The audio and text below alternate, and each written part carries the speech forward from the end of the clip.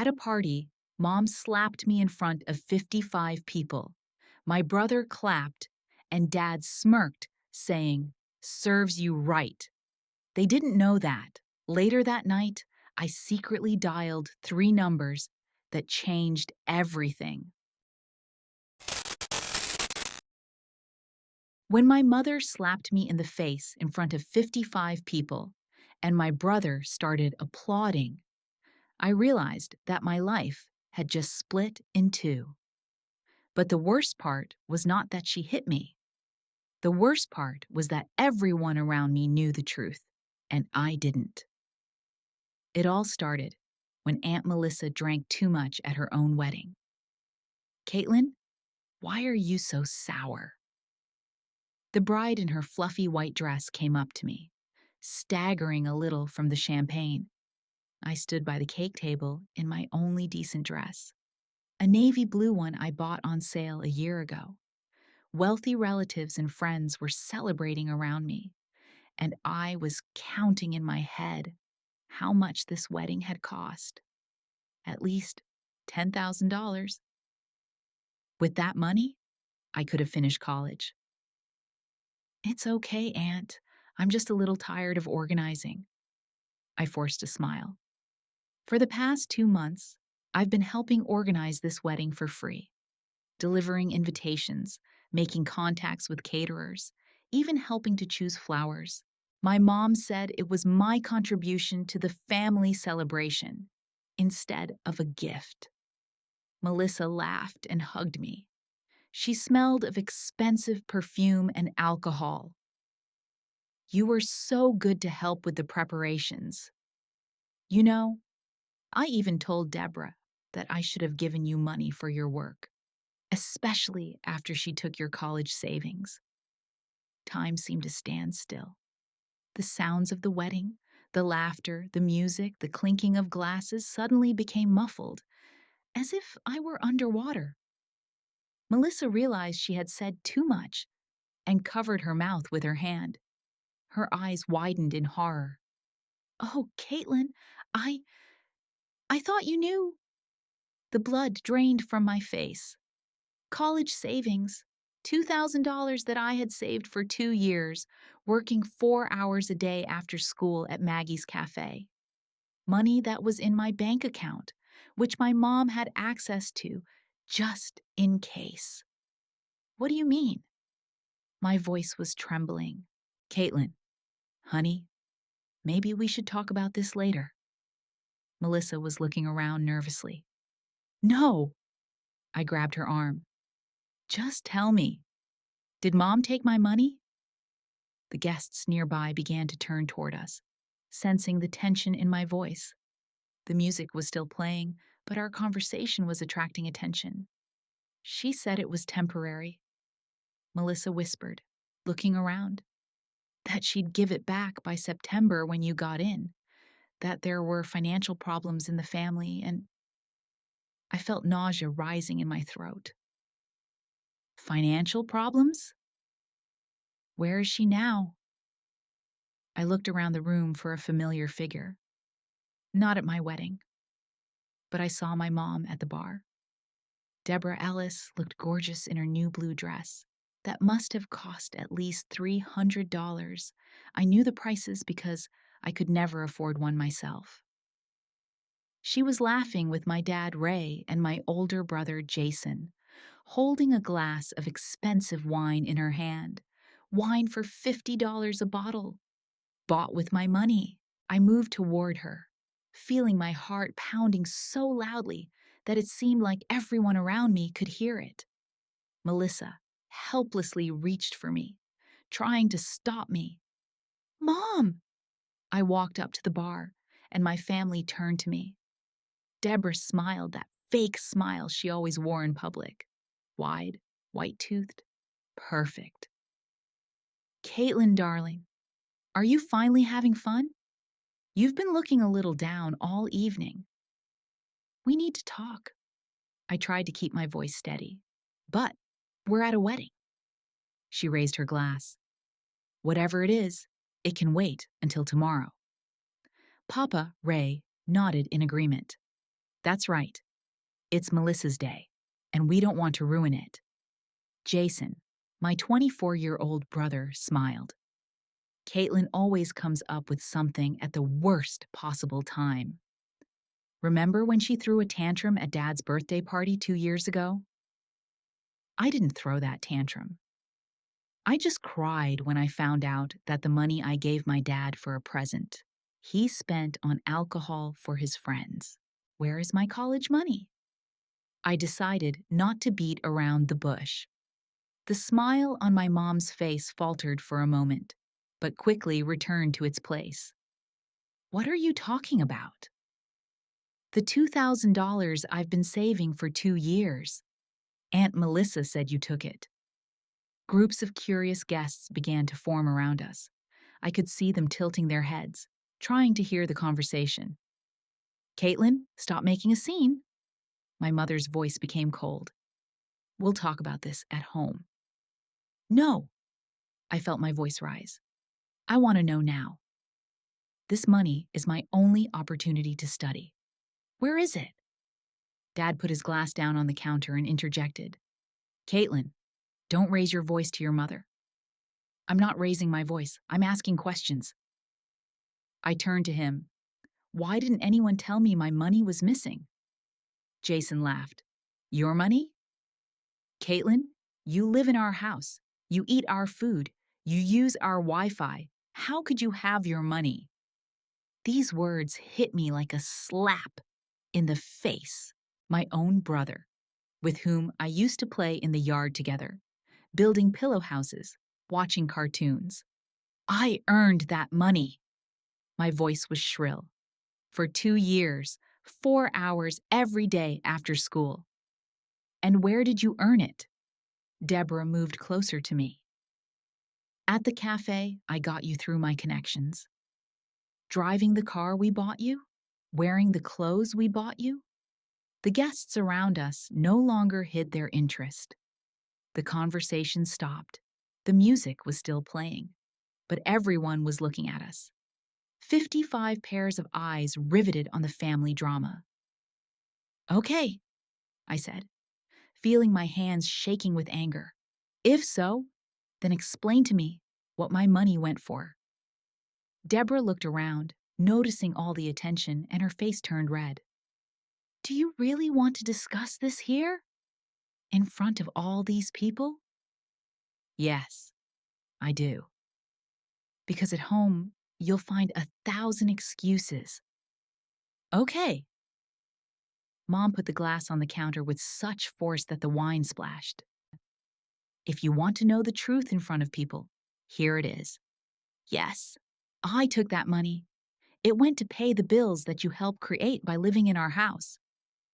It was my money. I screamed now, forgetting about the people around me. So what? Deborah cut me off.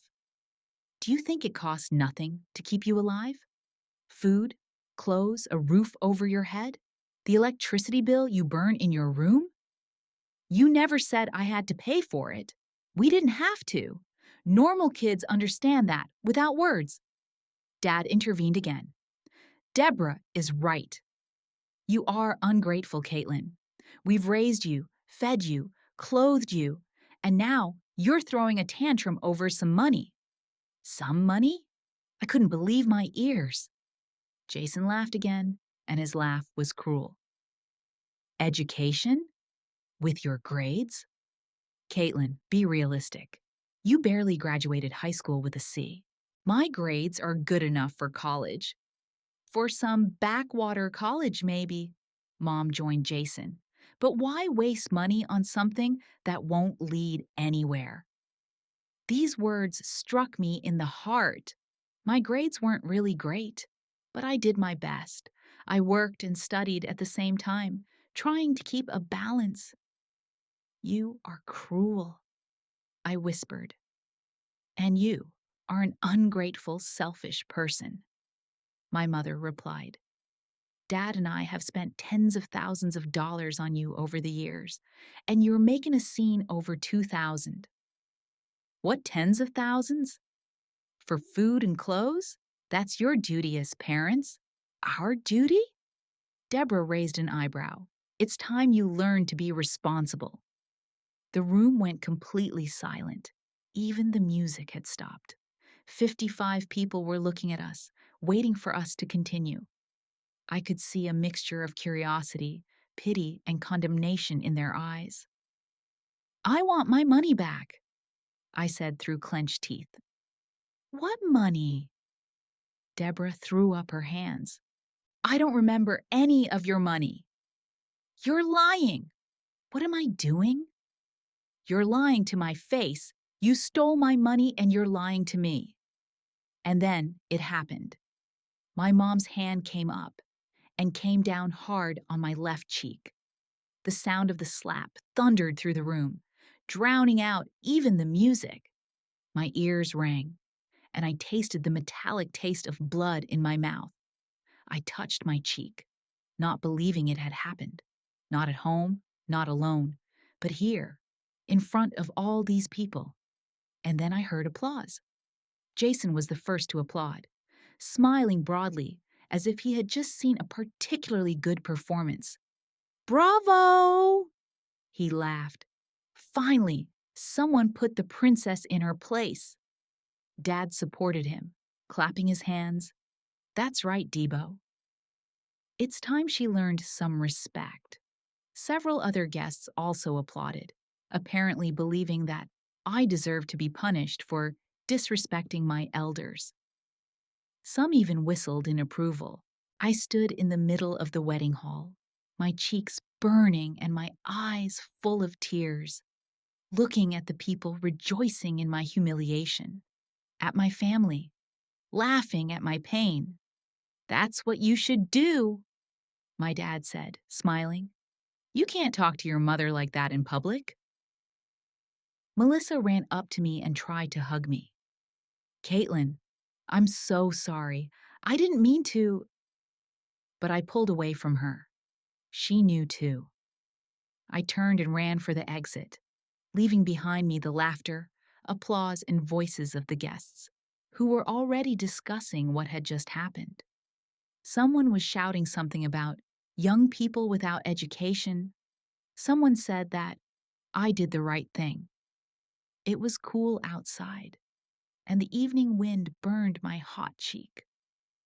I sat down on a bench outside the restaurant and cried, not from physical pain, but from the realization of how deeply I was despised by my own family.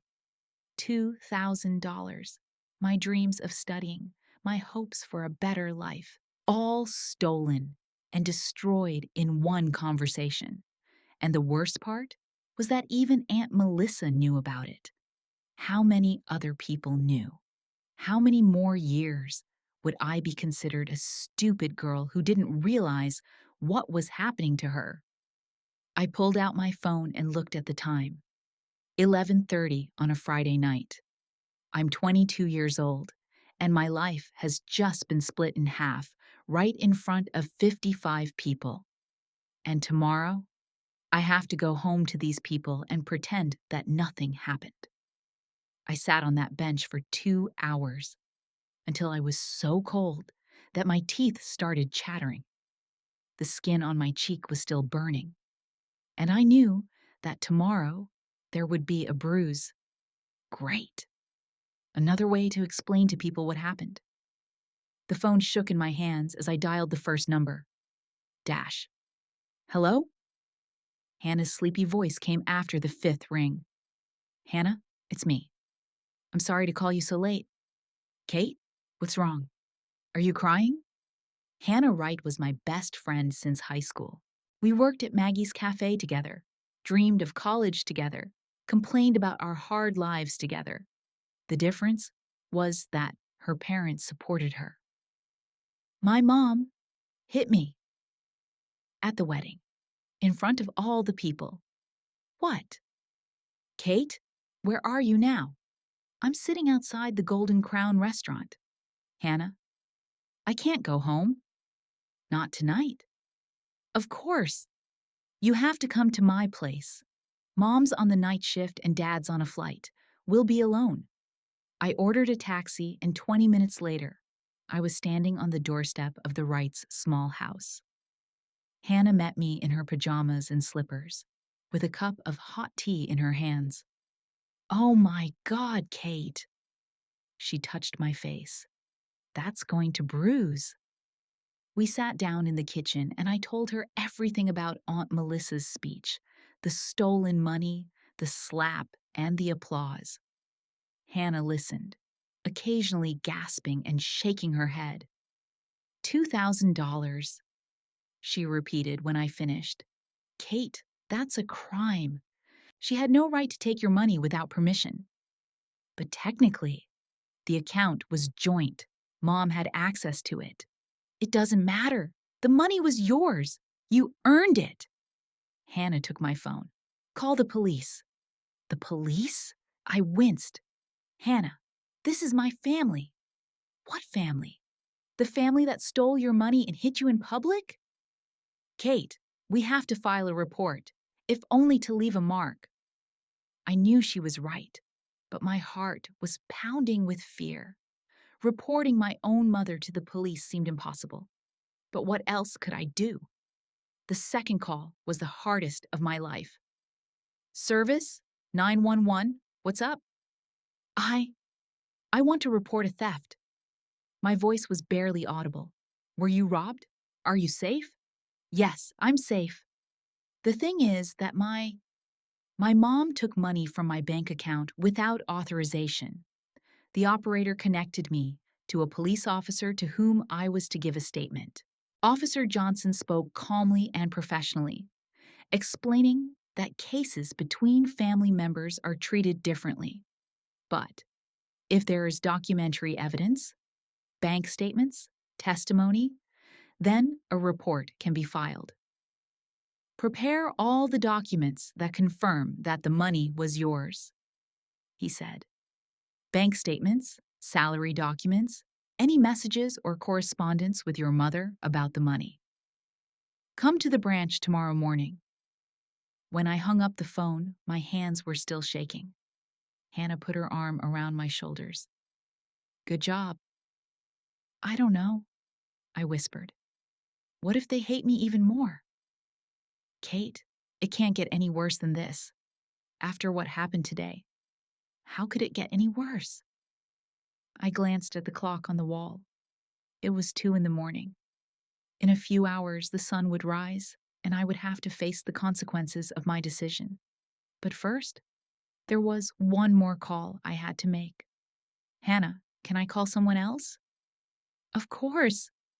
"Who?" "Dash Uncle Mark. Mark Dennison wasn't my real uncle. At least, I didn't think he was. He was an old family friend who, for some reason, always took special care of me. He gave me the best gifts on my birthdays, helped me with my math homework when I was in school, even offered to pay for an algebra tutor in my last year of high school. My mom always reacted strangely to his attention to me. When he brought me gifts, she would say things like, "Mark, you're too good to her," or "You shouldn't spoil her like that." I thought she just didn't want me to get used to expensive things. Mark always worked at a construction site, but somehow he always had money for my needs. When I needed boots for the winter, he bought them. When the school organized a trip and my parents said they couldn't afford it, Mark paid for it. I never understood why. I just took it for granted. The phone rang for a long time, and I was about to hang up when I heard a sleepy voice. "Hello? Dash Uncle Mark? It's Caitlin. I'm sorry to call you so late." "Dash Caitlin?" His voice immediately became wary. "Uncle Mark, I I don't know who else to talk to. Where are you now? Are you safe?" "Yeah, I'm at Hannah's, but I can't go home. Today, at Aunt Melissa's wedding." My voice broke, and I started crying again. "Tell me everything in order." I told him about the stolen money, the fight, the slap. "She hit you?" "In public." His voice became firm. "Caitlin, this is unacceptable. Uncle Mark, I don't understand. Tears started to flow down his cheeks again. Why do I always feel like I'm not welcome in this house? What am I doing wrong? There was a long silence on the other end of the line. So long that I wondered if the connection had been lost. Dash, Uncle Mark? Are you there? I'm here, honey. It's just. He sighed heavily. Caitlin, there are things you need to know. Things I should have told you a long time ago, but. What things? Not over the phone. I'm coming over now. Give me the address. But it's 2 in the morning. It doesn't matter. Give me Hannah's address. 40 minutes later, Mark's old red truck pulled into the driveway. I saw it through the window and went outside. Mark looked like he hadn't slept in days.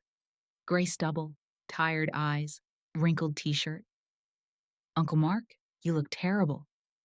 You look even worse. He gently touched my face. That bruise, Caitlin. Let's get in the car.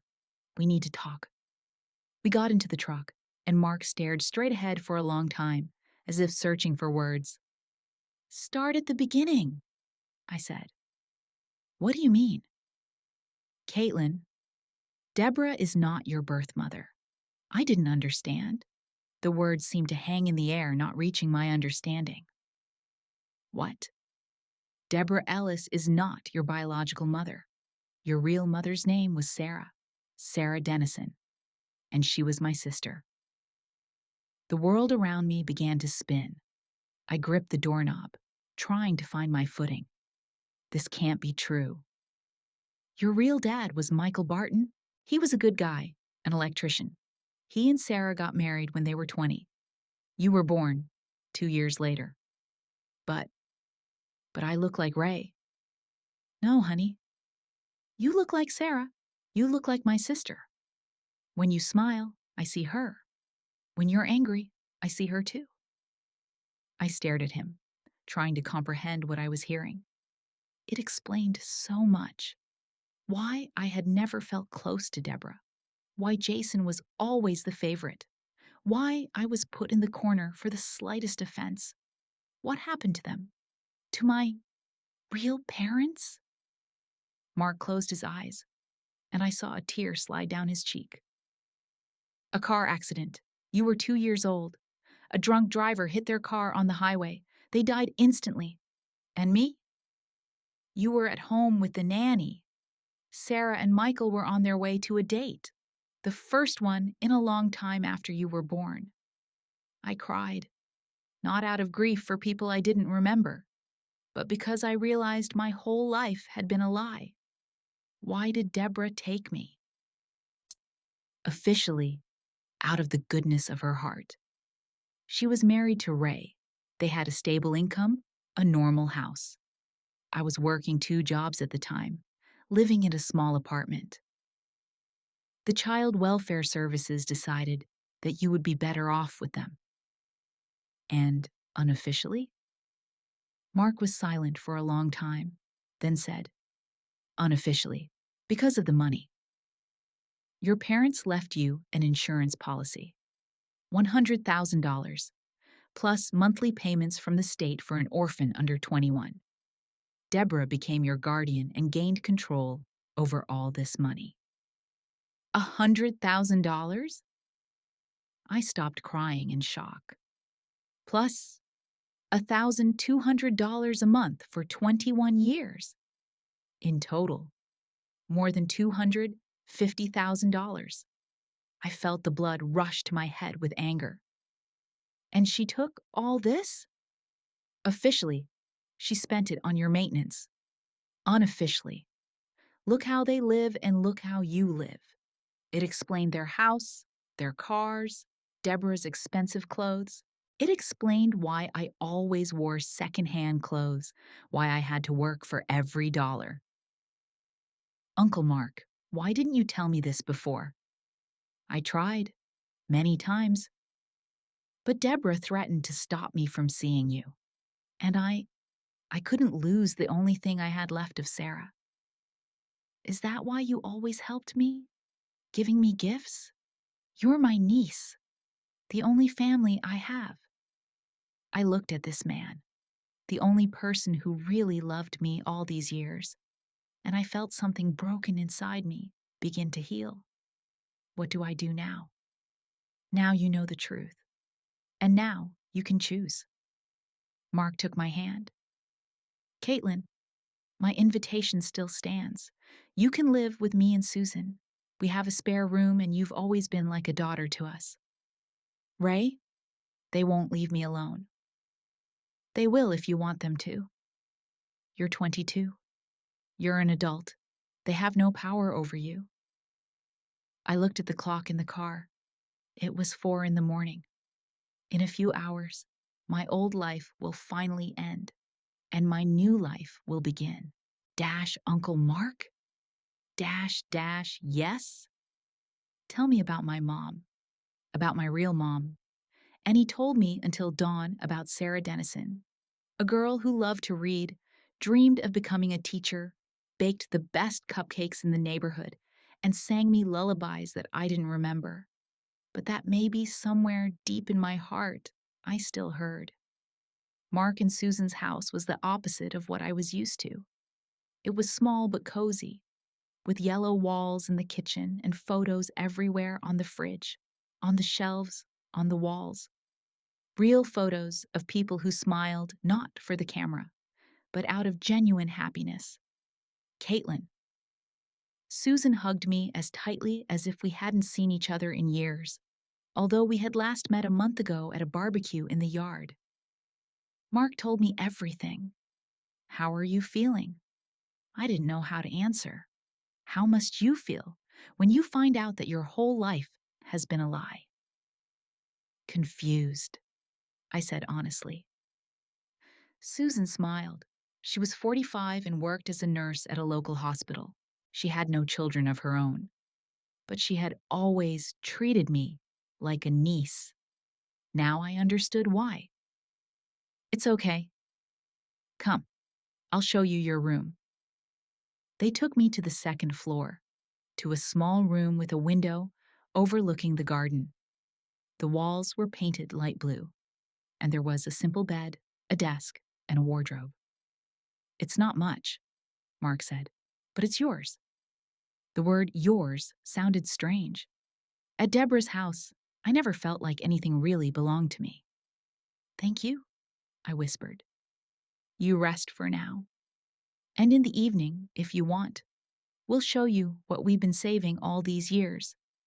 I slept until 2 in the afternoon, the first time in months that I woke up not to an alarm clock, but to the fact that I had slept. I smelled coffee and fried bacon downstairs. Good morning, sunshine. Susan smiled as I walked down to the kitchen. How did you sleep? Surprisingly well. I sat down at the table, where there was already a plate of scrambled eggs and toast. Where's Uncle Mark? At work. But he said he'd be home early today. Susan poured me a cup of coffee. Caitlin, have you thought about what you're going to do next? I have to go to the police today to report Deborah. That's right. And then what? I stirred my coffee, trying to collect my thoughts. It all happened so fast. Yesterday, I thought I knew who I was. And now? And now I don't even know my real name. Susan sat down across from me. Your real name is Caitlin Sarah Barton. Sarah is after my mom's sister, my late sister-in-law. Deborah changed your last name to Ellis after you were adopted, but she kept your first name. Caitlin Sarah Barton, I repeated. It sounds different. It sounds like your real name. After breakfast, I drove to the police station. Officer Johnson was a middle-aged man with kind eyes and a tired face. He listened patiently to my story, reviewed the bank statements I had printed out that morning. It's a complicated case, he said when I was done. Technically, your mother had legal access to the account, but if she took the money without your consent and knew you were saving it for a specific purpose, She knew. I told her many times about the college. Then there are grounds for an investigation. We'll send a request to the bank, talk to your mother, but keep in mind that this could take months. When I got home, to Mark's house, I was still getting used to thinking of it as home. He was already there, looking for something in a large cardboard box. "How are things going with the police?" he asked. "They've started an investigation." I sat down next to him. "What is this box?" Mark smiled sadly. "Your parents' things, what I was able to save after the accident." He opened the box, and I saw a bunch of photos, letters, small personal items. Mark took the first photo and handed it to me. "It's your parents at the high school graduation." I looked at the young people smiling at the camera. The man was tall, dark-haired, with kind eyes. The woman was short, with brown hair and a smile that I recognized when I looked in the mirror. "I really look like her," I whispered, especially the eyes. Mark took another photo. "And this is you, with them when you were a year and a half old." It was a picture of a little girl with curly hair sitting on a woman's lap, and a man was standing behind her, hugging them both. All three of them were smiling. "We look happy," I said. "You were happy. Sarah loved you so much.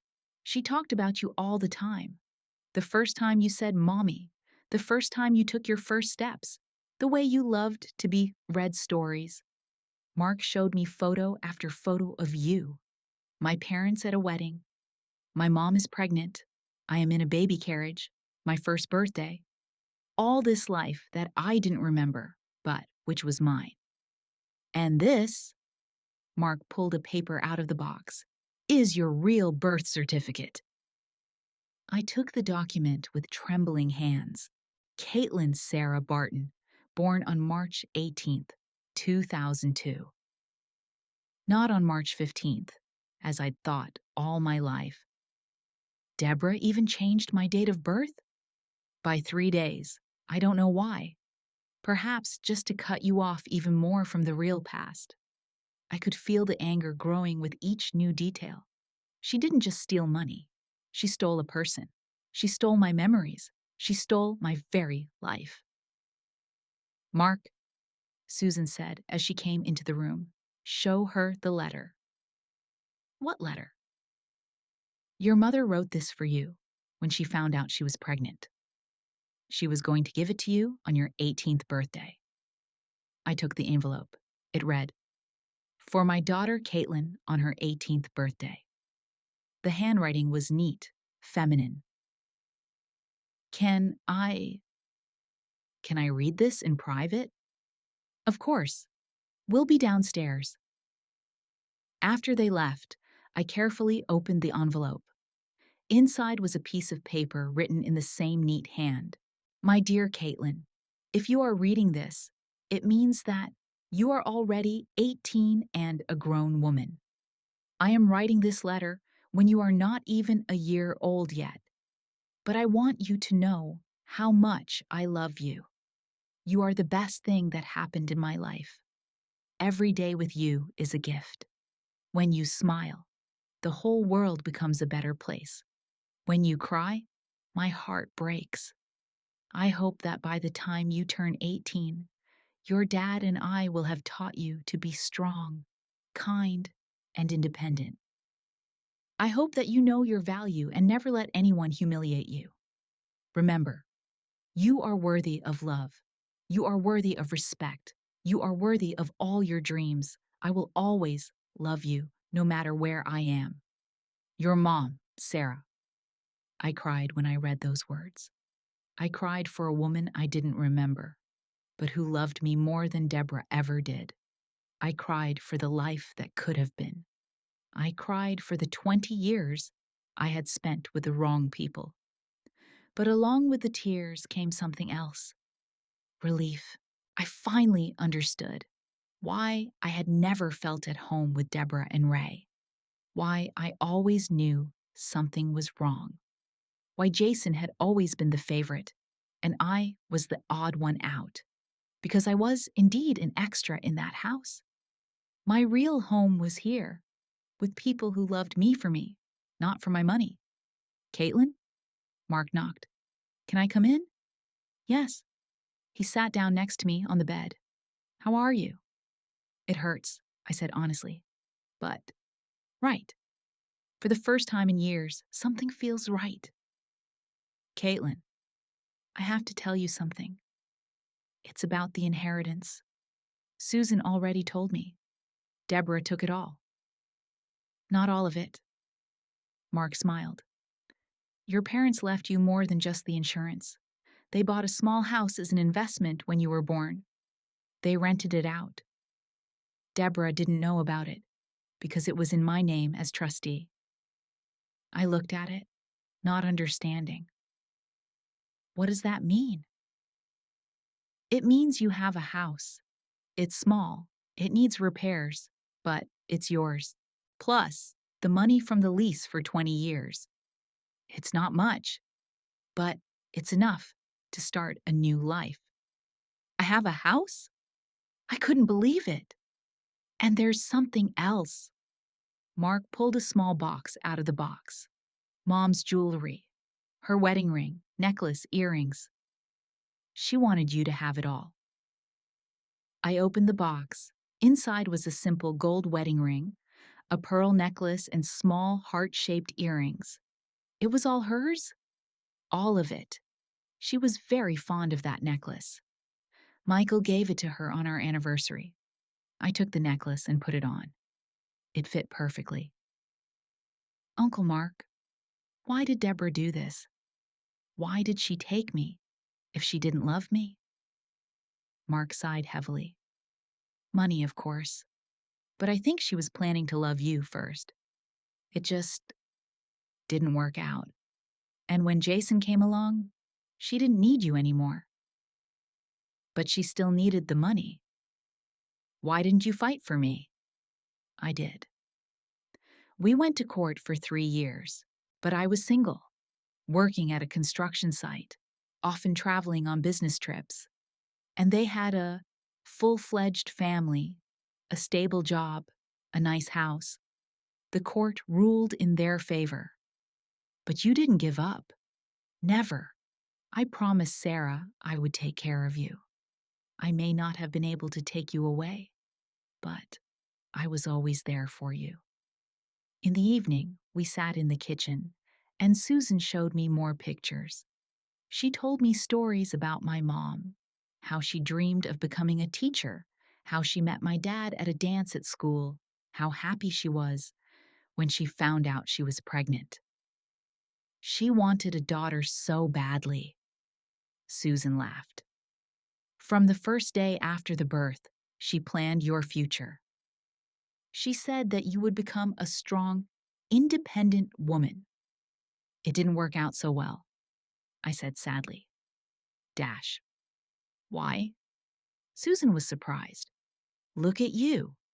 You've been working since you were 16, saving money for your education, and you didn't give up even when you found out about the theft. You filed a police report, even though this is your family. Caitlin, you are exactly what your mom wanted you to be. Late at night, I called Hannah to tell her everything. Oh my God, Kate. She gasped into the phone. It's like a movie, only real. So what now? Are you staying with your uncle? I think so, at least for now.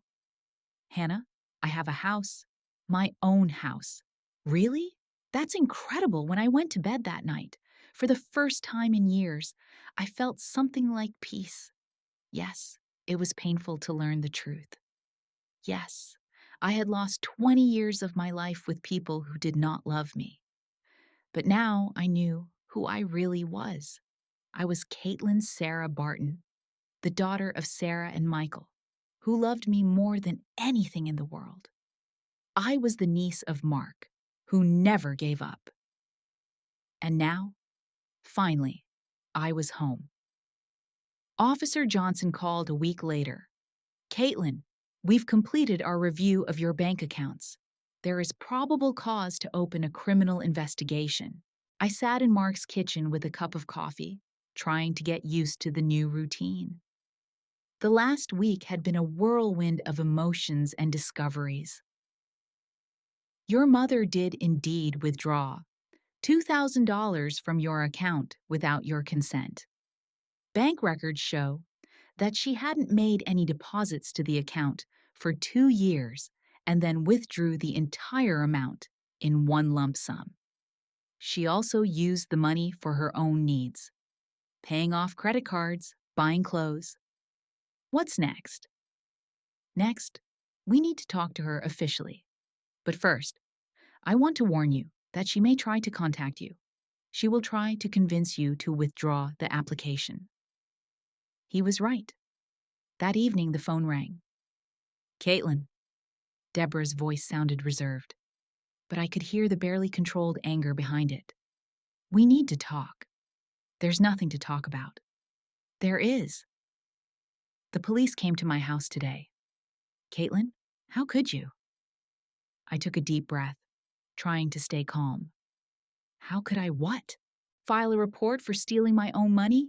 I'm your mother. I had the right to. You're not my mother. I interrupted her. And you know it.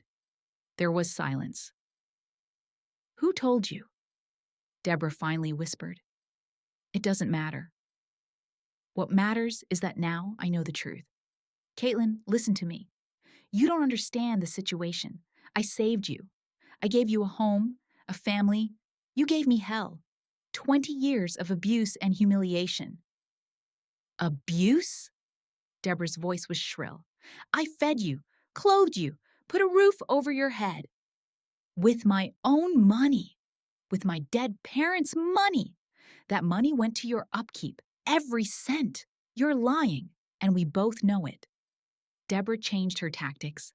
Her voice was softer, almost pleading. Caitlin, darling, I know things haven't been easy between us, but you are my daughter. Regardless of your blood, I raised you. Come home and we'll talk about it. No. Caitlin, I said no, and withdraw the police report before it's too late. I won't withdraw the report, but now listen to me carefully. My voice was firm. Tomorrow, my lawyer will sue for the return of all the inheritance you've embezzled, all my parents' money that you spent on yourself. You don't have a lawyer. I do. And the documents that prove your theft. Deborah changed her tone again. It was now threatening. Caitlin, don't do anything stupid. You don't know who you're messing with. I can sue you for defamation, for attempted blackmail. Try it, I said calmly. I have witnesses to your slap at the wedding. 55 witnesses. I hung up and turned off the phone. The next day, Mark went with me to see a lawyer. David Collins had been a friend of Mark's since high school, now specializing in family law. It's a complicated case, he said as he looked over the documents. But it's a promising one. If we can prove that the money was spent not on your support, but on the personal needs of your guardians, we can, Mark said. I have photos of their house, cars, and expenses for Aunt Melissa's wedding. Wedding? The lawyer was surprised.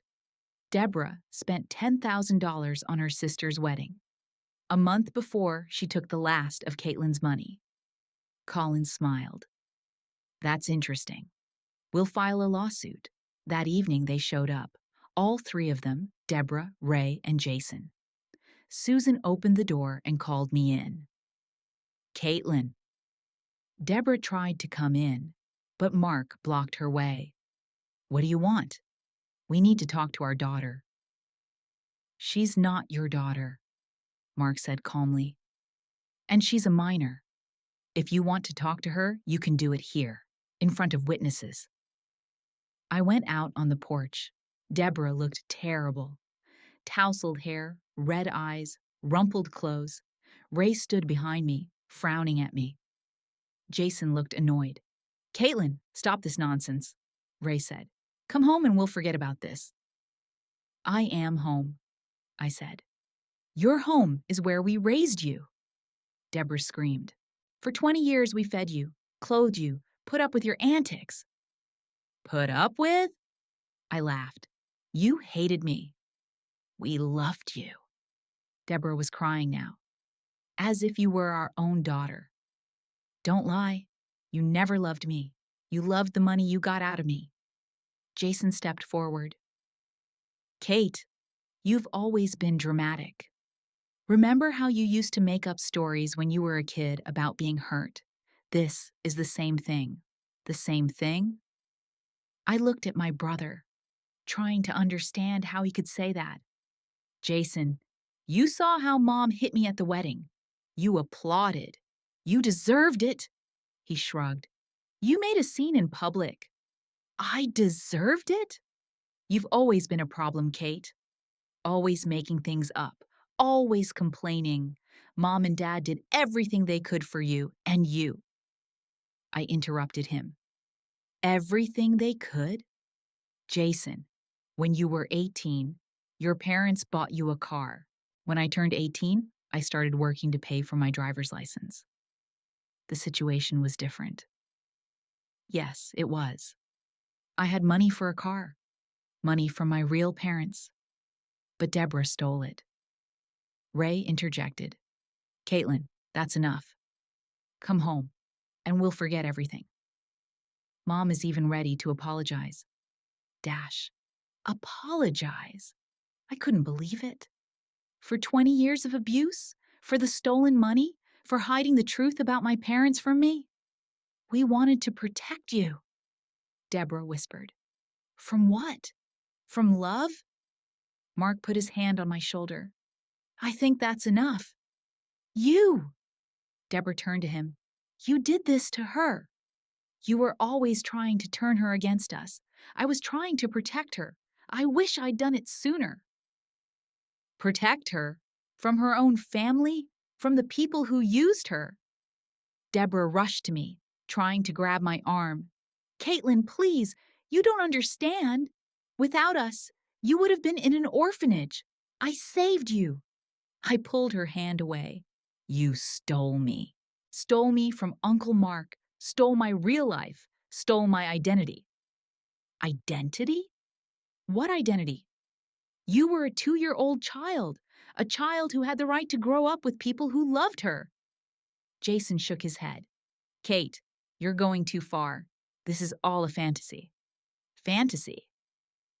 I pulled out my phone and showed them the photo I had taken this morning. It turns out that you even changed my birthday. Deborah turned pale. Where did you get this? Where it's always been. From the people who really love me. Ray took a step forward, and I saw something threatening in his eyes. Caitlin, you're making a big mistake. If you go down this road, there's no turning back. Okay, I said calmly. I don't want to go back. Then, don't expect us to help you when it all falls apart. I have a real family. They left, but Deborah turned around on the doorstep. You're going to regret this, Caitlin. The world is cruel, and you're not ready for it. But I'm ready for the truth, I replied. The following weeks were spent in paperwork, recovering my real birth certificate, changing my last name back to Barton, filing lawsuits. Every day brought new evidence of how much had been hidden from me. Look here. Colin showed me the bank records. Monthly payments from the state went to Deborah's account until you turned 18.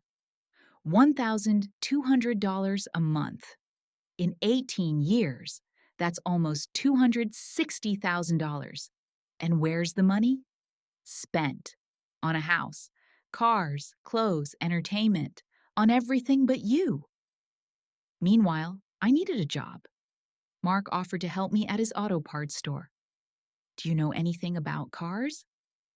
Not really, but I can learn. Then you'll start with the cash register and record keeping.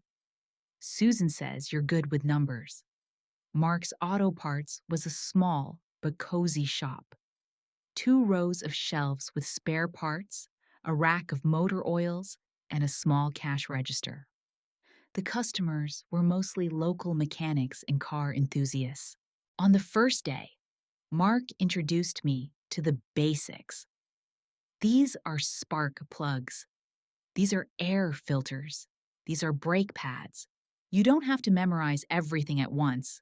There is a catalog. On the third day of work, a young man of about 25 came in. He was tall, dark-haired, and wore a work coverall with the name Ethan embroidered on it. "Hi," he smiled. "Are you new?" "Caitlin." "Ethan." "I work at the auto repair shop across the street." He looked around. "Where's Mark?" "In the warehouse." "I'll be right back." "No, no, no. I need brake pads for a 2018 Ford Fusion." I looked in the catalog and found the right item. "We have it. $120. "Great." He took out the money. "Are you related to Mark?" "Niece." "I haven't seen you around town before. I just moved here." Ethan took the purchase, but he was in no hurry to leave. "I hope you're enjoying the town. So far, so good. If you have any questions about the local places, cafes, movie theater, ask me. I grew up here." When he left, I felt something unusual. For the first time in a long time, someone looked at me as a normal girl, not as a problem to be tolerated. "Who was it?" Mark asked, coming back from the warehouse. "Ethan from the car repair shop. He was buying brake pads." "Oh, Ethan Miller. He's a good guy. He's an honest mechanic, which is rare." Mark smiled. "Seems? Or is?" "Uncle Mark." "What?" "You're young, free. For the first time in your life, you can choose who you communicate with." In the evening, on my way home, I thought about these words. For the first time in my life, I could really choose. I didn't have to endure bullying, justify my existence, or be afraid to express my opinion. For the first time in my life, I was free. And it was both scary and wonderful. A year and a half is not such a long time. But for me, it was a whole era. I was sitting in my company car outside an ordinary private house on Maple Street, checking the address on my tablet. An anonymous complaint about child abuse. A 9-year-old girl who comes to school with bruises and dirty clothes. My work in the Child Protection Service began by accident. A year ago, when the court finally ruled in my favor and Deborah had to return some of the misappropriated funds, I decided to go to school. Not to college, as I had originally planned, but to take a course in social work. I wanted to understand how the system that had failed me worked. It turned out that the system is imperfect, but people in it are trying to do the right thing. And my own experience helped me see what others might have missed. I knocked on the door of the house. A woman of about 35, wearing a bathrobe and holding a cigarette, answered the door. "What do you want?" "Good afternoon. I'm Caitlin Barton from the Child Protection Service. Can we talk?" The woman's face hardened. "We're fine. Can we come in?" "It's just a routine inspection." It was dirty and smoky inside. A little girl was sleeping on the couch, skinny and wearing stained pajamas. I noticed a fresh bruise on her arm. "Is that your daughter?" "Emma. She's sick, so she's home." "How did she get that bruise?" "She fell off her bike." I sat down by the couch. The girl woke up and looked at me with big, worried eyes. "Hi, Emma. How are you?" "How are you?" "I'm fine," she whispered. But her eyes said otherwise. I spent another hour in that house, talking to the child and the mother, taking pictures of the living conditions, and writing up a report. By the evening, Emma was in a safe place, and her mother had received an official warning and a referral to parenting classes. "How was your day?" Ethan asked when I got home. "Yes, home. A year ago, I moved into a small house that my real parents left me. Mark had helped with the renovations, and now it was a cozy place with 2 bedrooms, a kitchen, and a small garden. Ethan often came to visit. Our relationship developed slowly, without haste or drama. He knew my story. I told him everything after 6 months of knowing him, and he never tried to save me or prove anything. "It's hard," I answered, taking off my work jacket. I took a child from a dysfunctional family. I made tea and sat down on the couch next to him. Something about this girl reminded me of myself. The same look in her eyes, as if she was constantly apologizing for her existence. Ethan took my hand. "It's good to have someone standing up for her now." "I hope so." We sat in silence, watching the evening news. It was our habit not to fill the silence with unnecessary words. I needed time to learn to trust, and Ethan understood that. The phone rang at 9 in the evening. The number was unfamiliar. "Caitlin?" A familiar voice made me freeze. "It's Deborah." I looked at Ethan, who raised his eyebrows. She had called 3 times in the past year and a half. "What do you want?" "We need to talk." "Can we meet?" "No. Talk on the phone or nothing." "Caitlin, I'm in trouble. I'm in serious financial trouble. The bank wants to take the house." I sighed. Deborah was supposed to pay me $80,000 in compensation after the court ruling. She didn't have the money, so she gave her house as collateral. Obviously, now she couldn't pay off her debts. That's not my problem. "You're my daughter. I raised you for 20 years. You used me for 20 years with my own money. Caitlin, please. I need 30,000 to save the house. I'll pay you back. I promise." "I don't have $30,000, and even if I did, I wouldn't give it to you. You're not the person I raised you to be." "That's right. I'm not what you wanted me to be, weak and submissive. Deborah, don't call me anymore." I hung up and turned off the phone. "Is she asking for money again?" Ethan asked. "Yes, she lost the house." "Aren't you sorry?" I thought about it. Sorry? Maybe a little. But it was more like feeling sorry for a stranger who had made a bad choice, not for my mother. "No. She made her choice many years ago. Now she lives with the consequences." Ethan nodded, not trying to convince me to be kinder or more generous. That was another reason why I loved him. He didn't try to change me. A month later, we had a meeting that I did not expect. I was shopping at the supermarket when I saw a familiar figure near the dairy section. Jason looked older than his 27 years.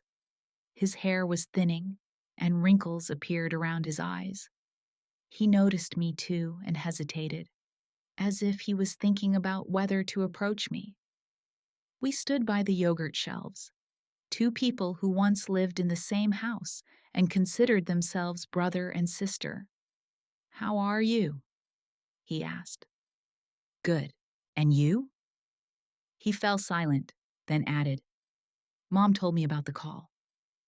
She said you didn't want to help." She was right. "Kate, I know things are complicated between you two, but—" "Jason," I interrupted. "It's not complicated. It's closed. For good." He nodded, as if he had expected that answer. "I want to tell you, I'm sorry. For everything. For the way I behaved at the wedding. For not standing up for you earlier. I'm sorry." A year and a half later.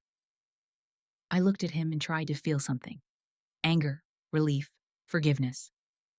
"Thank you," I said. "But it doesn't change anything." I just wanted you to know that I realize I was wrong.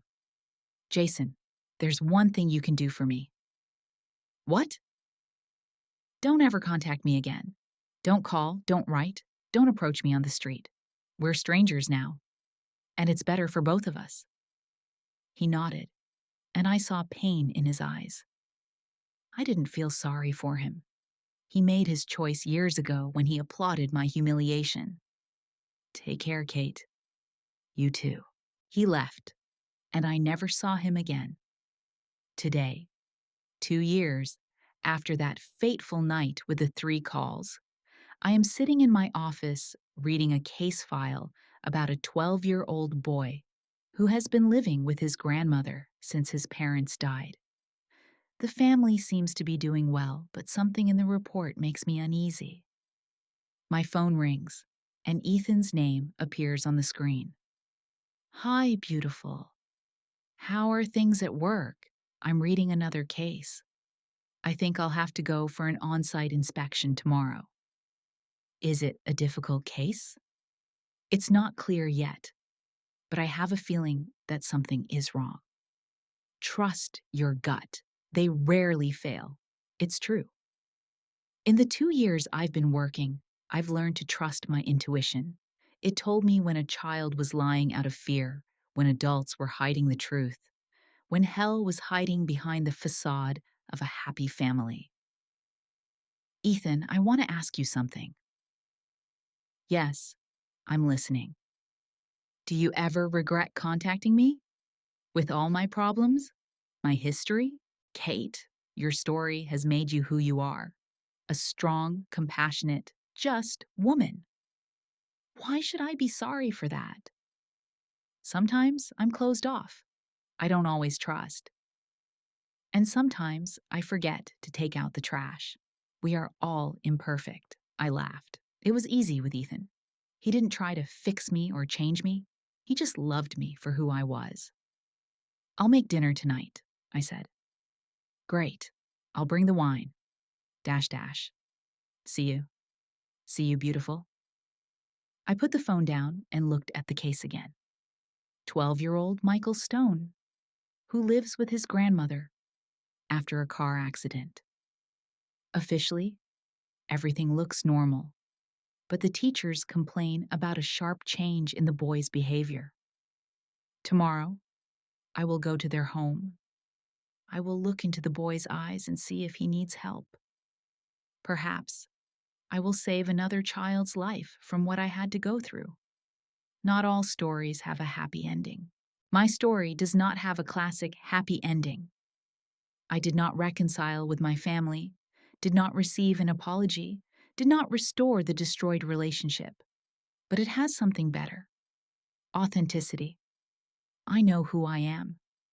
I know what I am worth. I know that I deserve love and respect. And most importantly, I use my pain to help others. Every child I protect, every family I help heal, every life I manage to save is my response to years of abuse and humiliation. Deborah wanted to make me a victim, but I became a defender. It was 6 in the evening when I packed my things and left the office. Michael Stone's case was on my mind. Something in the school psychologist's report reminded me of my own experiences. I arrived home feeling uneasy. Ethan was already there, preparing dinner. How are you? He asked, hugging me. It's complicated. Tomorrow I'm going to see a 12-year-old boy. I suspect emotional abuse. During dinner, I told him about the case. The boy has changed. He has become withdrawn, aggressive. The accident with his parents happened 3 years ago, and the problems started now. Maybe something has changed in his life with his grandmother. The next morning, I went to the house where Michael Stone lived. It was an old 2-story house on the outskirts of town, with a well-kept garden and fresh paint on the fence. The door was opened by a woman in her 60s, short, fat, and with gray hair in a bun. Miss Stone? I'm Caitlin Barton from Child Protective Services. The woman's face hardened. What do you want? We're fine. It's just a routine check. Michael's school has reported a change in his behavior.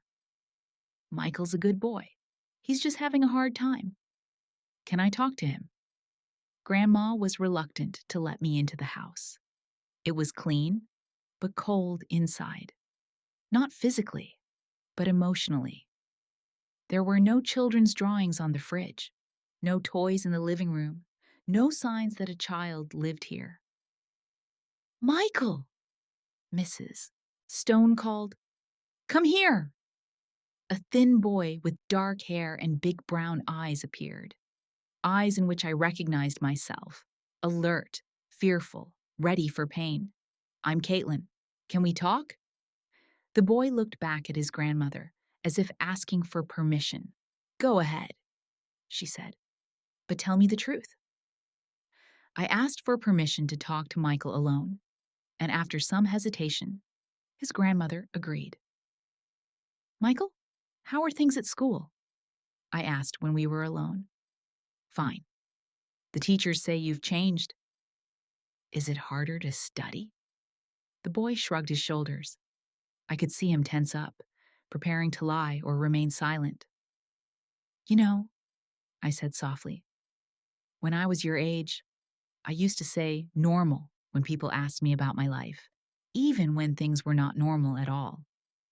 Michael looked up and looked at me more closely. Why? Because I was afraid. I was afraid that if I told the truth, it would get even worse. And did it? No. When I finally told the truth, it got better. Not immediately, but better. Michael was silent for a long time, then asked quietly, what if the truth did scare Grandma? There it was. The child protects the adult who is supposed to protect him. Michael, adults are supposed to take care of children, not the other way around. If someone tells you that you are responsible for adults' feelings, it's not true. But Grandma says that if I'm bad, she'll have a heart attack like Grandpa. I felt a familiar pain in my chest. Emotional blackmail, a classic trick of manipulative adults.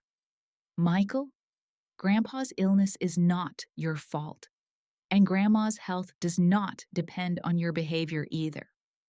The boy cried, quietly, almost silently, like children who have learned to hide their emotions. I talked to Michael and his grandmother for another hour. There was no physical violence, but there was plenty of emotional abuse. Constant threats, manipulations, guilt over his grandfather's death, unhealthy expectations. By the evening, I was already drawing up a plan to help the family. How was your day? Ethan asked me when I came to Mark and Susan's barbecue. It was hard, but effective. Another child was saved from something that was destroying him from the inside. Tell me about it, Susan asked, handing me a glass of lemonade. I told him about Michael, about his grandmother, about the plan to help him. You're doing important work, Mark said. You know, I said, looking at these people who had become my real family. I used to think that my life was ruined because of Deborah, that I had lost my childhood, my youth, my opportunities. And now?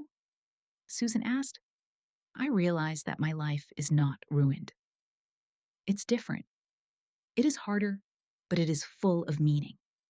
Every child I help proves that my pain was not in vain. And this is the best revenge of all, he said, repeating what I had said last year. I laughed. Not revenge. It's a transformation. I turned pain into strength, trauma into wisdom, victim into protector. As we drove home that night, I looked in the rearview mirror and saw the lights of Mark and Susan's house. People who loved me unconditionally. Sitting next to me was Ethan, a man who accepted me for who I was. The future was ahead of me. unknown, but full of possibilities.